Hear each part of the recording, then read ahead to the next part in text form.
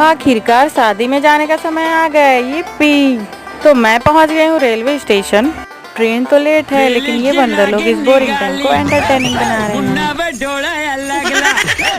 अरे बाबा, इन लोग को मैं क्या बोलूं।